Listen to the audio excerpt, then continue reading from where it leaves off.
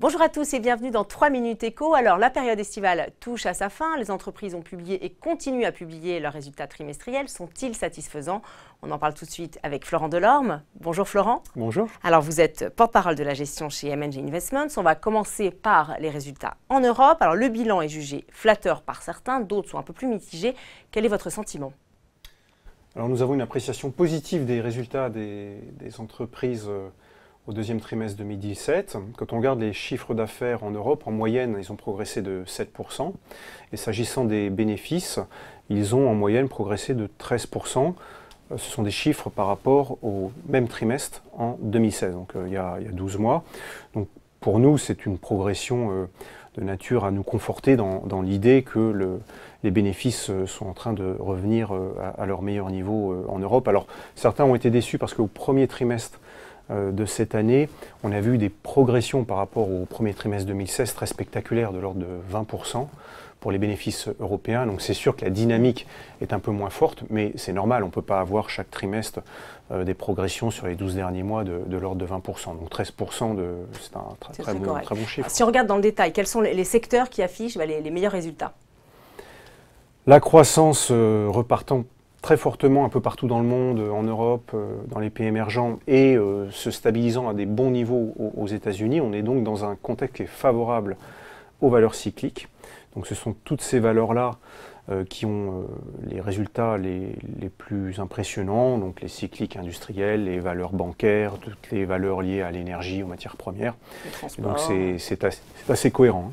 Voilà. Alors, on va parler un peu des États-Unis. Les résultats trimestriels sont jugés décevants, en tout cas par certains. Pourtant, quand on regarde d'un peu plus près, on voit des hausses quand même de l'ordre de 10% au second trimestre sur le S&P 500. Donc, il n'y a rien de catastrophique.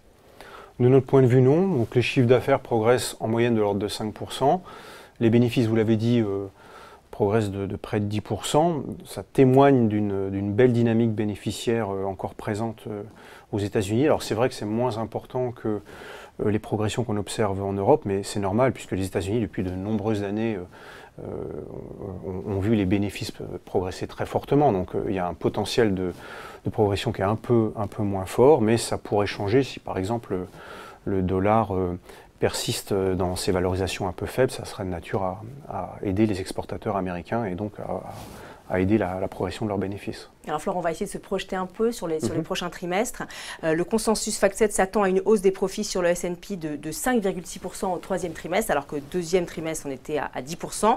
Est-ce que finalement, on peut dire que le meilleur n'est pas derrière nous? Est-ce que le second semestre risque d'être moins bon que le premier?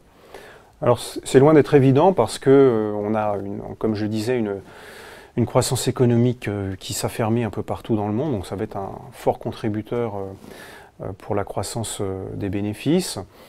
Et puis on a des politiques monétaires qui vont rester accommodantes. On voit mal les banques centrales casser cette croissance. Donc dans ce contexte-là, on peut avoir de belles surprises sur les bénéfices. Ce qui fera la différence, c'est sans doute le cours exact de l'euro-dollar. Hein. Plus l'euro monte, plus ça pénalise un peu les bénéfices européens et à l'inverse, ça favorise les bénéfices américains. Donc le curseur se placera en fonction du cours de l'euro-dollar.